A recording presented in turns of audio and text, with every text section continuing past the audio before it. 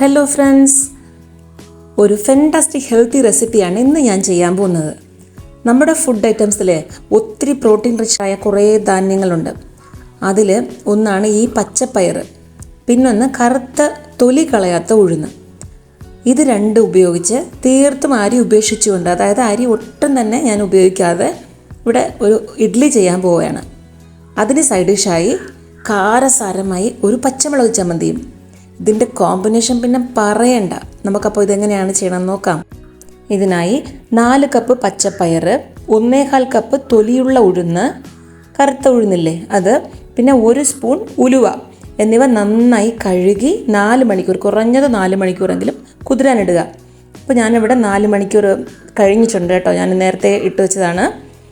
ഇതിനെ നമുക്ക് നന്നായിട്ടൊന്ന് അരച്ചെടുക്കാം. അപ്പോൾ നിങ്ങൾക്ക് ഈ തോലുള്ള സംഭവങ്ങളെല്ലാം മാറ്റിയിട്ട് തോലില്ലാത്ത പച്ചപ്പരിപ്പില്ലേ, പാശിപ്പരിപ്പ്, പിന്നെ തൊലി കളഞ്ഞ ഉഴുന്ന്, ഇതൊക്കെ ഉപയോഗിക്കാം. പക്ഷേ ഇതാണ് ഹൈ പ്രോട്ടീൻ എന്ന് പറയുന്നത്. ടേസ്റ്റ് വൈസ് നോക്കുമ്പോൾ നിങ്ങൾക്ക് തോലില്ലാതെ ചെയ്യുന്നത് കുറച്ചുകൂടെ നന്നായിരിക്കും തോന്നുന്നുണ്ട്. പക്ഷേ ഒരു കൊച്ചു കുട്ടികൾക്കൊക്കെ കൊടുക്കുമ്പോൾ നന്ന പ്രോട്ടീനായിട്ടുള്ള ഒരു ആഹാരം കൊടുക്കണമെന്ന് ആഗ്രഹമുള്ളവർക്ക് ഇങ്ങനെ ചെയ്യാം. ഇവിടെ ഞാൻ മാവ് നന്നായിട്ട് ഗ്രൈൻഡ് ചെയ്തെടുത്തിട്ടുണ്ട്. ഇതിൽ ആവശ്യത്തിന് ഉപ്പ് ചേർത്ത് നന്നായി മിക്സ് ചെയ്ത് ഒരു ഓവർനൈറ്റ്, അതായത് ഒരു 8 മണിക്കൂറെങ്കിലും പുളിക്കാൻ വെക്കണം.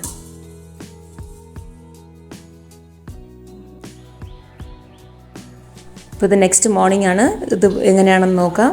മാവ് ശരിക്കും നന്നായിട്ട് പുളിച്ച് പൊങ്ങി വന്നിട്ടുണ്ട്.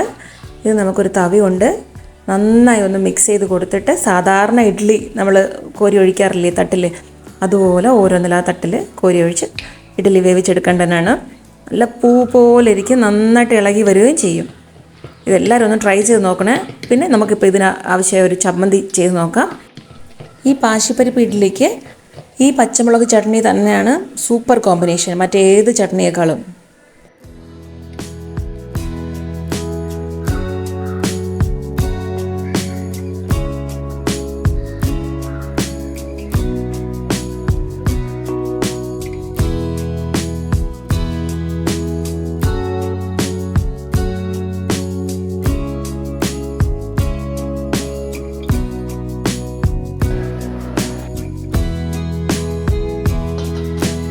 ഇപ്പോൾ പച്ചമുളക് ചമ്മന്തി ചെയ്യാനായിട്ട് ഞാനിവിടെ ഒരു 15 മുതൽ 20 വരെയുള്ള വെളുത്തുള്ളി എടുത്ത് വെച്ചിട്ടുണ്ട്. പിന്നെ ഒരു 10-15 പച്ചമുളക്. ഇതെനിക്ക് ചെറിയ പച്ചമുളകാണ്. നിങ്ങൾക്ക് അതിൻ്റെ എരിവ് അനുസരിച്ച് നിങ്ങൾ കുറച്ച് യൂസ് ചെയ്തോളൂ. പിന്നെ നാരങ്ങ സൈസിനൊരു പുളി, പിന്നെ ആവശ്യത്തിന് മല്ലിയില. നമുക്കിപ്പോൾ ഇതെങ്ങനെയാണ് ചെയ്യണമെന്ന് നോക്കാം. ഇപ്പോൾ ഒരു കടായി ചൂടാക്കാൻ വെച്ചിട്ടുണ്ട്. അത് ചൂടായി വരുമ്പോൾ അതിലേക്ക് കുറച്ച് നല്ലെണ്ണ ഒഴിച്ചു കൊടുക്കാം. കാരണം അത് വെളിച്ചെണ്ണ ഒഴിക്കല്ലേ, ഇതിൻ്റെ ടേസ്റ്റ് വന്ന് നല്ലെണ്ണയാണ്. സോ നല്ലെണ്ണ ചൂടായിട്ട് വരുമ്പോൾ അതിലേക്ക് ഈ വെളുത്തുള്ളി ഇട്ട് കൊടുക്കാം. വെളുത്തുള്ളി നന്നായിട്ടൊന്ന് വഴറ്റിയെടുക്കണം.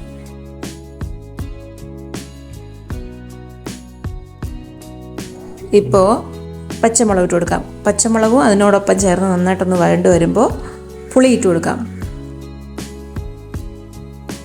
അപ്പോൾ ഇതിലേക്ക് ഒരു ചെറിയ കഷ്ണം കട്ടിക്കായ ഇട്ട് കൊടുക്കാം. കട്ടിക്കായ ഇല്ലെങ്കിൽ കായപ്പൊടിയില്ലേ, അതിട്ട് കൊടുത്താലും മതിയാവും. അപ്പോൾ ഇതിനാവശ്യമായ ഉപ്പ് ചേർത്ത് കൊടുക്കാം. അപ്പോൾ ഇതിലേക്ക് ഈ മല്ലിയിലയും കൂടെ ഒന്ന് ഇട്ട് കൊടുത്ത് നന്നായിട്ടൊന്ന് വഴറ്റിയെടുക്കാം.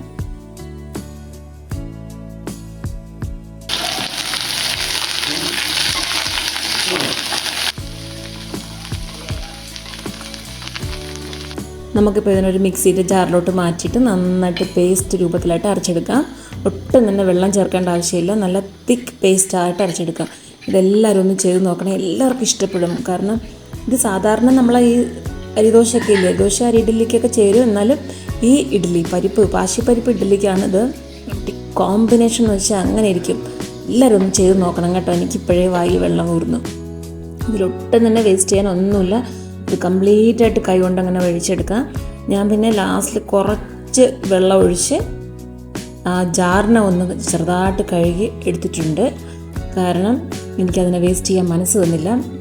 അത് തൊട്ട് നോക്കിയപ്പോൾ അത്ര ടേസ്റ്റാണ്. വേണമെങ്കിൽ ഈ ചൂട് ചോറിൽ ഇതിനെ ഇട്ട് കുറച്ച് നല്ലെണ്ണയും കൂടെ ഒഴിച്ച് അങ്ങ് വിരവി കഴിക്കണം കേട്ടോ. സൂപ്പർന്ന് വെച്ചാൽ അടിപൊളിയായിരിക്കും. ട്രൈ ചെയ്ത് നോക്കിയിട്ട് എനിക്ക് കമൻ്റ് ഇടുക കേട്ടോ.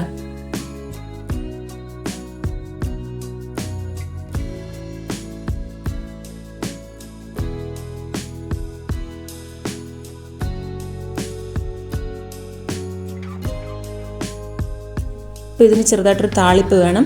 അതിനുവേണ്ടി അതേ കടായി തന്നെ നമുക്ക് ചൂടാക്കാൻ വയ്ക്കാം. കടായി ചൂടാകുമ്പോൾ അതിൽ നല്ലെണ്ണ തന്നെ ഒഴിക്കണം. നല്ലെണ്ണ ഒഴിച്ച് എണ്ണ ചൂടാകുമ്പോൾ അതിൽ കുറച്ച് കടുക്, ഉഴുന്നും പരിപ്പ്, കുറച്ച് കറിവേപ്പില ഇട്ട് പൊട്ടി വരുമ്പോൾ എടുത്തങ്ങ് ചട്നിയുടെ പുറത്ത് ഒഴിക്കണം.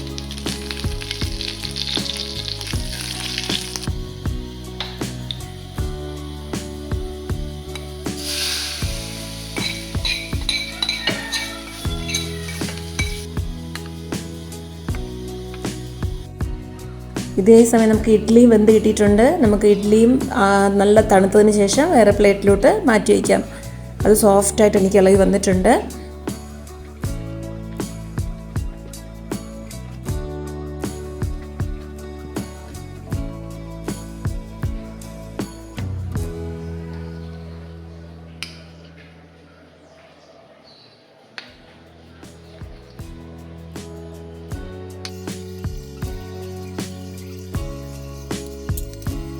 അങ്ങനെ എൻ്റെ ഇഡ്ഡലിയും ചമ്മന്തിയൊക്കെ റെഡി ആയിട്ടുണ്ട്.